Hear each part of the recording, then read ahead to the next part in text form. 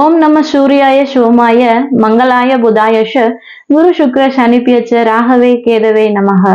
என்னை ஈன்றெடுத்து எனது தாய் தந்தையர் மற்றும் எனது குருவான வேதாத்ரி மகரிஷி ஆகிய மூவரின் பொற்பாத கமலங்களை தொட்டு வணங்கி எஸ்விஜே கோவை நேயர்கள் அனைவருக்கும் ஸ்ரீ வாராகி ஜோதி நிலையத்தின் சார்பாக அன்பான வணக்கங்கள். பராபவ வருஷத்திய இனிய தமிழ் புத்தாண்டு நல்வாழ்த்துக்கள். இந்த தமிழ் புத்தாண்டானது ஏப்ரல் மாதம் 14ஆம் தேதியானது பிறக்க இருக்கு. அன்னைக்கு மிகச்சரியாக காலை 9:32 சூரிய பகவானானவர் மீன ராசியிலிருந்து மேஷ ராசிக்கு பயிற்சி ஆகிறார். இந்த வருட துவக்கத்தில் கிரக அமைப்புகள் எப்படி இருக்கு அப்படின்னு சொல்லி பார்க்கும்போது மேஷத்தில் சூரியனும் சுக்கிரனும் இணைகிறார்கள். அடுத்ததாக மிதுனத்துல பாத்தீங்கன்னா குரு பகவான் ஜூன் வரைக்கும் இருக்கிறாரு. அதுக்கப்புறமேட்டு குரு பயிற்சி ஆகி கடகத்துக்கு உச்ச குருவாக ஜூன் 2ஆம் தேதி பயிற்சி ஆகிறார். சிம்மத்தில் கேது பகவான் இருக்கிறார். அடுத்ததாக கும்பத்துல பாத்தீங்கன்னா ராகுவும் சந்திர பகவானும் இருக்கிறாங்க. மீனத்தில் புதன் செவ்வாய் சனி பகவான் 3 பேரும் இருக்கிறாங்க. இந்த கிரக அமைப்புகள்ல தான் அந்த வருடமானது துவங்க இருக்கு. ரிஷப லக்னத்தில் ஆண்டானது துவங்க இருக்குது. மாதக்கோள்கள் அப்படின்னு சொல்லக்கூடிய இந்த சூரிய பகவான் ஒவ்வொரு மாதத்திற்கு ஒரு முறை ஒரு ராசியிலிருந்து இன்னொரு ராசிக்கு பயிற்சி ஆகிறார். சந்திரன் எடுத்துக்கிட்டீங்கன்னா 2.5 நாட்களுக்கு ஒரு முறை பயிற்சி ஆகக்கூடியவர். புதன் செவ்வாய் சுக்கிரன் அப்படின்னு சொல்லி எடுக்கும்போது மாத கணக்கில், அதாவது ஒரு மாதத்துல இருந்து அதிகபட்சம் 3 மாதத்துக்குள்ள ஒரு ராசியிலிருந்து இன்னொரு ராசிக்கு பயிற்சி ஆகக்கூடியவர்கள். வருடக்கோள்களான குரு பகவான். குரு பாத்தீங்கன்னா ஒரு வருடத்திற்கு ஒரு முறை ஒரு ராசியிலிருந்து இன்னொரு ராசிக்கு பயிற்சி ஆகிறார். ராகு கேது அப்படின்னு எடுக்கும்போது வருடத்திற்கு 1.5 வருடத்திற்கு ஒரு முறை ஒரு ராசியிலிருந்து இன்னொரு ராசிக்கு பயிற்சி ஆகுறாங்க. சனி பகவான் அப்படின்னு சொல்லி பார்க்கும்போது 2.5 வருடத்திற்கு ஒரு முறை ஒரு ராசியிலிருந்து இன்னொரு ராசிக்கு பயிற்சி ஆகிறார். வருடக்கோள்களை வைத்துத்தான் அந்த வருட பலன்கள் எப்படி இருக்கும் அப்படிங்கிறது தீர்மானிக்கப்படுது.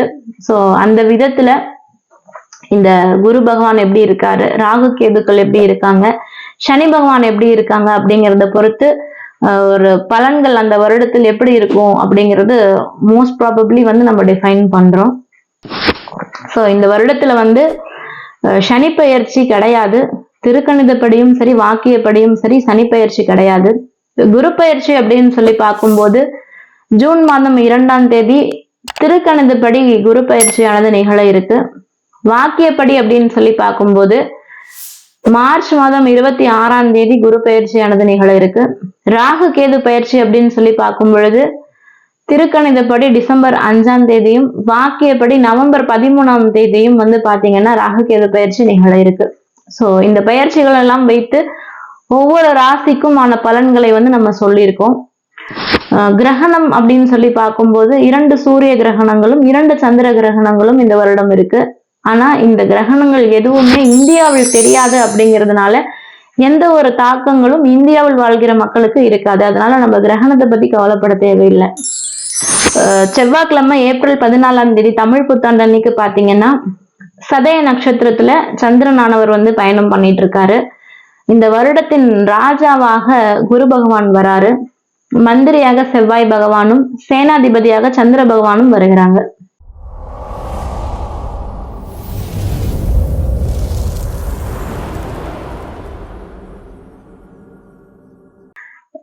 இந்த கிரக அமைப்புகளை வைத்து 12 ராசிகளுக்கும் எந்த விதமான ஒரு பலன்கள் இருக்கும் அப்படிங்கிறத பார்த்துட்டு இருக்கோம். அதன் வரிசையில கடக ராசிக்கார நேயர்களுக்கு இந்த பராபவ வருடம் எந்த விதமான ஒரு மாற்றத்தை வழங்க இருக்கு அப்படிங்கறத தான் இந்த வீடியோல பார்க்க போறோம். வீடியோவை முழுசா பாருங்க, ஸ்கிப் பண்ணாம பாருங்க. பொதுவாவே கடகராசி அப்படின்னு சொல்லும் பொழுது சந்திரனுடைய வீடு. கடகராசியில பிறந்தவங்களுக்கு பாத்தீங்கன்னா ஒரு தாய்மை உள்ளம் அப்படிங்கிறது இருக்கும். ஆணாக இருந்தாலும் பெண்ணாக இருந்தாலும் ஒரு நல்ல ஒரு சாஃப்ட் ஸ்பீக்கிங் பர்சனாலிட்டியா இருப்பாங்க. எதுனாலும் அட்ஜஸ்ட் பண்ணிட்டு போவாங்க. ரொம்ப பொறுமையா இருப்பாங்க. யார் என்ன சொன்னாலும் அவங்க என்ன நினைக்கிறாங்களோ அதை தான் எக்ஸிக்யூட் பண்ணுவாங்க. அந்த மாதிரியான ஒரு கேரக்டர் இவங்க கிட்ட இருக்கும். கடகராசிக்கார நேயர்களுக்கு ஒரு நல்ல தைரியம், நல்ல உத்வேகம் பிறக்கக்கூடிய ஆண்டாக இந்த ஆண்டு இருக்கும்.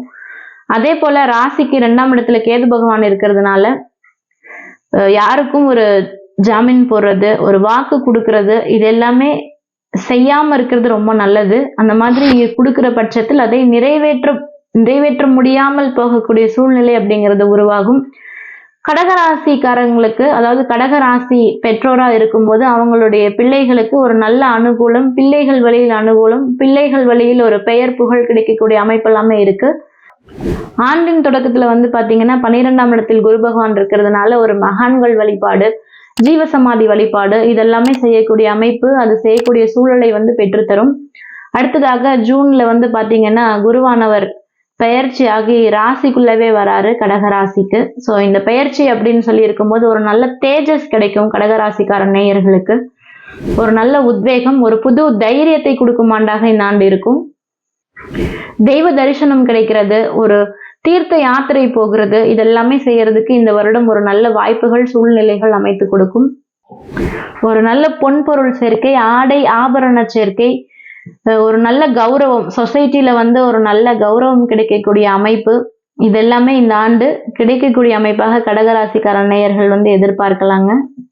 2இல் கேதுவும் 8இல் ராகுவும் இருக்கிறதுனால எதை ஒண்ணுமே பாத்தீங்கன்னா கஷ்டப்பட்டு பெறக்கூடிய அமைப்பு. ஸோ ரொம்ப போராடித்தான் அந்த வெற்றி அப்படிங்கிறது கிடைக்கும். அதுக்காக போடக்கூடிய எஃபர்ட் அப்படிங்கிறது ரொம்ப கடினமான உழைப்பா இருக்கும். உழைப்பின் பேரில் ஒரு நல்ல ரிசல்ட் கொடுப்பாங்க. ஏன்னா 8ஆம் இடத்தில் ராகு பகவான் இருக்காரு இல்லையா? ஸோ உழைப்பின் பேரில் ஒரு நல்ல முடிவுகள், நல்ல வெற்றி வாய்ப்புகள் கிடைக்கக்கூடிய ஆண்டு இருக்கும். ஸோ அஷ்டம சனியிலிருந்து வெளிப்பட்டு, அஷ்டம சனி பகவானுடைய தாக்கத்திலிருந்து இப்பதான் வெளியில வந்திருக்கோம். ஸோ வெளியில வந்தோன்னு பாத்தீங்கன்னா இந்த ஆண்டு டிசம்பர் வரைக்குமே 2-8 ராகு கேது இருக்கக்கூடிய அமைப்பு இருக்கிறதுனால, ஸோ ஆண்டின் ஒரு 6 மாத காலம் அப்படின்னு சொல்லி எடுக்கும் பொழுது கஷ்டப்பட்டு ஜெயிக்கக்கூடிய காலமாக கடகராசிக்கார நேயர்களுக்கு இருக்கும். 8இல் ராகு இருக்கிறதுனால ஒரு அவமானம், ஒரு பழிச்சொல்லுக்கு ஆளாக நேரிடும். அதனால கவனமா இருங்க. 8இல் இருக்கக்கூடிய ராகுவானவர் கெட்ட பெயர் ஏற்படுத்தி கொடுப்பதற்கு வழிவகுப்பதினால் எதிலும் எச்சரிக்கையுடன் கையாள்வது ரொம்ப அவசியமா இருக்கும். ஸோ கடகராசிக்கார நேயர்கள் அப்படின்னு சொல்லி பார்க்கும் பொழுது பொதுவாகவே அம்மன் வழிபாடு செய்யறது ரொம்ப ஒரு சிறப்பான இதா இருக்கும். அதே போல பௌர்ணமி வழிபாடு, பௌர்ணமி அன்னைக்கு நிலா வழிபாடு செய்யறது, 3ஆம் பிறை வழிபாடு செய்யறது. ஏன்னா இந்த ராசிக்கு அதிபதியே சந்திரன் அப்படிங்கிறதுனால சந்திரன் எந்த அளவுக்கு நம்ம வழிபாடு செய்யறோமோ அந்த அளவுக்கு நல்ல விதமான மாற்றங்கள் அப்படிங்கிறது எதிர்பார்க்கலாம். அதே போல கடகராசிக்கார நேயர்கள் திருப்பதிக்கு அடிக்கடிக்கு போயிட்டு வரும்போது நல்ல விதமான மாற்றங்களை நம்மளுடைய வாழ்க்கையில எதிர்பார்க்கலாங்க. வண்டி வாகனம் ஓட்டும் போது கொஞ்சம் எச்சரிக்கையாக இருப்பது அவசியம். அதே போல காலில் எந்த ஒரு பிரச்சனை அப்படின்னாலும் முதல்ல மருத்துவரை நாடி ட்ரீட்மெண்ட் எடுத்துக்கிறது அப்படிங்கிறது ரொம்ப ஒரு நல்லதா இருக்கும். கால் சார்ந்த பிரச்சனைகள், கால் பாதம், கால் மூட்டு சார்ந்த பிரச்சனைகள் வரத்துக்கு வாய்ப்பு ஜாஸ்தி இருக்கிறதுனால கால் அப்படிங்கிற அந்த உறுப்புல கொஞ்சம் கவனமா எடுத்துக்கிறது, ஏதாவது ஒரு ப்ராப்ளம்னா டக்குன்னு பார்த்து அதுக்குண்டான ஒரு ட்ரீட்மெண்ட் எடுக்கிறது, இதெல்லாமே நன்மையை ஏற்படுத்தி கொடுக்கும் விதமாக அமையும். ஸோ நீங்க ஒர்க் பண்றீங்க ஒரு இடத்துல அப்படின்னு சொல்லும் பொழுது ஹையர் அஃபிஷியல்ஸ் கிட்ட எந்த ஒரு ஆர்கியூமெண்ட்டும் இல்லாம அவங்க சொல்றது எது சொன்னாலும் ஓகே ஓகே அப்படின்னு சொல்லிட்டு போனீங்கன்னா வேலை செய்யற இடத்துல பாத்தீங்கன்னா ஸ்மூத்தா வேலை அப்படிங்கிறது அமையும். அதர்வைஸ் பாத்தீங்கன்னா கூட ஒர்க் பண்றவங்கனாலவே நிறைய பிரச்சனைகளை சந்திக்கக்கூடிய ஆண்டாக இந்த வருடம் இருக்கும். காரணம் பாத்தீங்கன்னா 2ஆம் இடத்துல கேது இருக்கிறதுனால நீங்க நல்லதே சொன்னாலும் நல்லதே செஞ்சாலும் எதிர்ப்புறம் இருந்து பார்க்கக்கூடிய நபர்களுக்கு அது தவறாக தோன்றக்கூடிய அமைப்பு அப்படிங்கிறது இருக்குது. அடுத்ததாக குரு அப்படின்னு சொல்லி பார்க்கும்போது குரு பெயர்ச்சி ஜூன் 2ஆம் தேதி நடந்து ராசிக்கே வர்றதுனால குரு ஜலராசியில் பயணம் செய்யும் பொழுது ஒரு தீர்த்த யாத்திரை, ஸ்தல யாத்திரைகள் செய்வதன் மூலம் ஒரு தெய்வ அருள் கிட்டக்கூடிய ஆண்டாக இந்த ஆண்டு இருக்கும். அதுவும் பாத்தீங்கன்னா நீர்நிலைகள் இருக்கக்கூடிய, அருகில் இருக்கக்கூடிய ஒரு தெய்வீக ஸ்தலங்களுக்கு சென்று வரக்கூடிய அமைப்பு அப்படிங்கிறது இருக்கும். உதாரணமா பாத்தீங்கன்னா திருச்செந்தூர் போயிட்டு வரக்கூடிய அமைப்பு, ஸ்ரீரங்கம் போயிட்டு வரக்கூடிய அமைப்பு, இதெல்லாமே பாத்தீங்கன்னா நல்ல ஒரு மாற்றத்தை, நல்ல விதமான மாற்றத்தை வாழ்க்கையில ஏற்படுத்தி கொடுக்கும். ஸோ நீண்ட நாள் ஆசைகள், நீண்ட நாள் கனவுகள் நிறைவேறக்கூடிய ஆண்டு, கஷ்டப்பட்டு அதுல வெற்றி பெறக்கூடிய ஆண்டாக இந்த ஆண்டு இருக்கும். ஸோ கடகராசி அப்படின்னு சொல்லும் போது அதிகமான ஒரு சினி ஃபீல்ட் இருக்கக்கூடியவங்க அதிகமா பிறந்திருக்கக்கூடிய ராசின்னு பார்க்கும்போது கடகராசியில இருப்பாங்க. அதே போல பொலிட்டீஷியன்ஸ் அப்படின்னு சொல்லி எடுக்கும்போது கடகத்துல அதிகமா பிறந்திருக்கிறதுக்கான வாய்ப்புகள் ஜாஸ்தி. ஸோ இவங்களுக்கெல்லாம் பாத்தீங்கன்னா சினி ஃபீல்டுல ஆகட்டும் இல்ல பொலிட்டிக்கல் ஆகட்டும் இந்த விஷயங்கள்ல ஒரு நல்ல ரிசல்ட் கொடுக்கக்கூடிய அமைப்பு அப்படிங்கிறது இருக்கும். ஸோ கடகராசியில அவங்க இருக்காங்க அப்படிங்கும்போது நல்ல ஒரு மாற்றம், அதுவும் நன்மையான ஒரு மாற்றம் எதிர்பார்க்கக்கூடிய ஒரு வகையில் கிடைக்கக்கூடியதாக இருக்குங்க. ஸோ கடகராசி அப்படின்னு சொல்லி பார்க்கும்போது அது வந்து விவசாயம் அப்படிங்கிறத குறிக்கக்கூடிய இடமாகவும் இருக்கு. அப்படிங்கும்போது கடகராசியில இருக்கிறாங்க விவசாயிகள் அப்படிங்கும்போது நல்ல விதமான பயிர் விளைச்சல், நல்ல விதமான லாபங்கள் கொடுக்கக்கூடிய ஆண்டாக இந்த ஆண்டு இருக்கும். 2ல் கேது பகவான் இருக்கிறதுனால ஜங்க் ஃபுட் எடுக்கிறது, ஃபாஸ்ட் ஃபுட்டு இதெல்லாமே எடுக்கிறத அவாய்ட் பண்ணிக்கிறது நல்லது. அதிகமாக வெளியில் சாப்பிடும்போது உண்ணும் உணவே விஷமாக, அதாவது ஃபுட் பாய்சன் ஆகிறதுக்கு நிறைய வாய்ப்பு இருக்கிறதுனால அப்பப்போ சமைச்சு புதிதாக சமைக்கப்பட்ட உணவுகளை எடுத்துக்கிறது, உணவு பழக்க வழக்கங்கள்ல கவனம் செலுத்துறது, இது எல்லாமே வந்து பாத்தீங்கன்னா நம்மளுடைய ஆரோக்கியத்திற்கு நல்ல விதமாக இருக்கும். இல்லைன்னா ஆரோக்கிய சீர்கேடு ஏற்படுவதற்கு வாய்ப்புகள் நிறைய இருக்கு கடகராசிக்கு. அரசு வேலை தேடிட்டு இருக்கீங்க, நிறைய கவர்மெண்ட் எக்ஸாம்ஸ் எழுதிட்டு இருக்கீங்க அப்படிங்கும்போது நல்ல ஒரு அரசு வேலை கிடைக்கக்கூடிய அமைப்பும் இந்த கடகராசிக்கார நேயர்களுக்கு இருக்குங்க. குரு பகவான் ஜூனுக்கு மேல ராசியில இருந்து 5, 7, 9ஆம் வீட்டை பார்க்கறதுனால கஷ்டப்பட்டாலும் அதற்கு உண்டான ஒரு ரிசல்ட், திருமணம் ஆகாதவர்களுக்கு நல்லது ஒரு திருமணம் ஆகி முதல் திருமணம் ப்ராப்ளம் ஆயிருச்சு அப்படின்னு சொல்லக்கூடியவங்களுக்கு நல்ல விதமான ஒரு மறுமணம் அமையக்கூடிய அமைப்பு.